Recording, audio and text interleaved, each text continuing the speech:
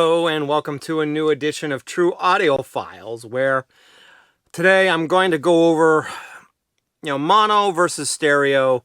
And, I covered this topic, I think about 2 years ago, something like that. And I'll put a link to that video so you can see what I talked about then. It's probably not going to be a lot different than what I talk about now, although I'm going to add a few more things to it. But basically, the first things first is I'd say most of the time it comes down to personal preference, obviously.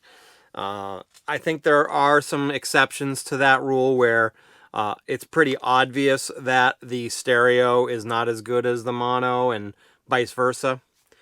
But I would say, again, a lot of it depends on personal preference. But the bottom line is this, generally speaking, mono stopped kind of early 70s, more maybe late 60s, early 70s. It didn't stop until probably early to maybe mid 70s, just because you had mono for basically radio release, things on that nature. So, but mostly it stopped in the late 60s, and from basically the late 50s to the late 60s was really kind of experimental phases for stereo in a lot of cases. And some people got it right, some people got it wrong. I had mentioned in my previous video that I think that RCA's Living Stereo series is very, very good, because in most cases, not all cases, but in most cases when they did those recordings, they typically did like a 3-mic setup where they had left, center, and right, and they recorded the room that way and mixed it and put it up that way to make it give you the appearance that you're in that room. And when stereo's done right, that's really where it shines and where I think it sounds best, and where it can easily best mono, when you can make it, when it makes it sound like you're in the room with those guys or women performing, and that you can really place where everybody is in the room, and they're not all just kind of clumped sort of in the middle, because that's obviously what you get with mono. Everything is going to be dead center. Maybe sometimes you can get some appearance that there's some space between the instruments, but overall they're going to be in the center. There's no slight left, slight right, or anything like that. It's all going to be in the center. So, and again, like I mentioned earlier in my earlier video, one of the things that clearly, in my opinion, makes for a bad stereo record is when you've got stuff hard panned to the left and to the right, where there's either nothing in the center, where there's just nothing in the center. So everything's just hard panned left and right, which I get it, especially if it was originally recorded on a true 2-track recording that, again, in the early days, they may have wanted to just separate the tracks. So you have, track 1 in the left and track 2 in the right, or whatever.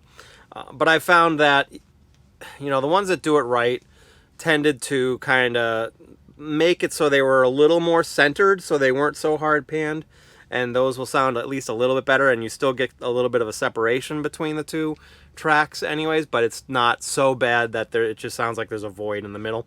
So some other suggestions that I have, or at least here's my opinion on some other ones that I didn't cover in my last video on this, is I've been listening to a lot of mono, because there's been a lot of reissues of mono things. Like here's one right here, The Shape of Jazz to Come by Ornette Coleman in mono, which I unfortunately have not had a chance to listen to the mono version yet. I have a stereo version, but a couple of ones I have listened to recently has been, I actually mentioned My Favorite Things, the album by John Coltrane. I had not had the chance to listen to a mono version of it at that point, but they just did a reissue of it where there was a stereo version and a mono version on the same release. And I would say that I prefer the mono version on that one, because as I mentioned in my earlier video, again, and earlier today, there's a wide separation between the instruments, and it just doesn't sound natural in stereo the way they did it. It would be really awesome if they did a remix of that in stereo. I'd love to hear what they could do with it. But in my opinion, the mono on that one sounds better. When it comes to the John Coltrane Blue Train, they just reissued this, as you may or may not know. In the Tone Poet series, there was a mono version and a stereo version. Both have their advantages.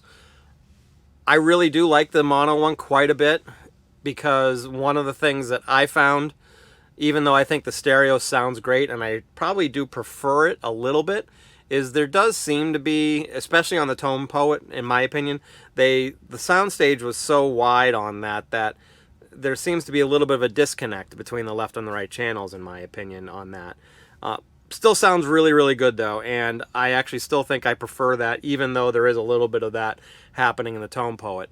I have an early pressing, I don't know if it's the first pressing, but an early pressing of that in stereo, and the soundstage isn't quite as wide. They narrowed it down a little bit, so it's actually better in that sense, but unfortunately it doesn't have the sound quality that the Tone Poet does. But anyway, you can look at my John Coltrane video that I did earlier talking about that. But the mono Blue Train sounds spectacular, and there's no reason why, especially if you're a fan of mono, why you wouldn't like that one as well. I think from a sound quality EQ perspective, I thought they sounded pretty similar.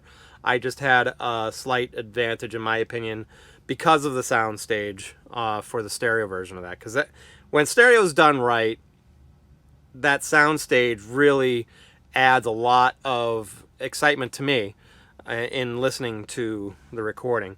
Oh, and one last other thing too. One thing that I would strongly encourage, and I learned this the hard way, and if you watched my Washington, D.C. Vinyl Hall trip video, you saw that I got a old James Brown on King Records stereo copy. I think it was the first pressing, as a matter of fact, after I looked at it in Discogs.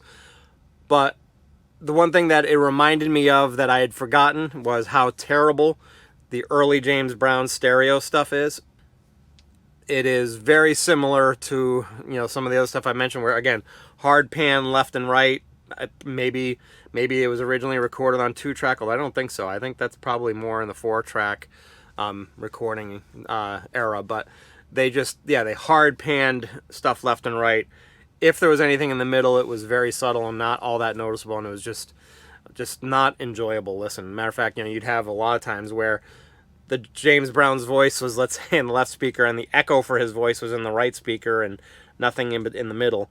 And then, for some weird reason, they'd switch it, and the next track, James Brown's voice is on the right side, and some other things are on the left. So, just in general, stay away from James Brown King recordings in stereo. Get the mono versions if you can. I think those sound better, personal opinion. But I want to hear your takes. What are some of your things that you would recommend in terms of what to avoid for early stereo maybe, or just early stereo stuff, and what ones sound better in mono.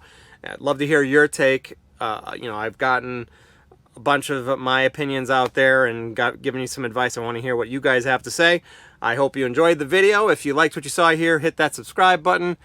I should say hit the like button, and if you want to see more of my videos, hit that subscribe button, and then if you want to know when my new videos come out, hit that alert bell. So also on social media, I'd love to see you on there.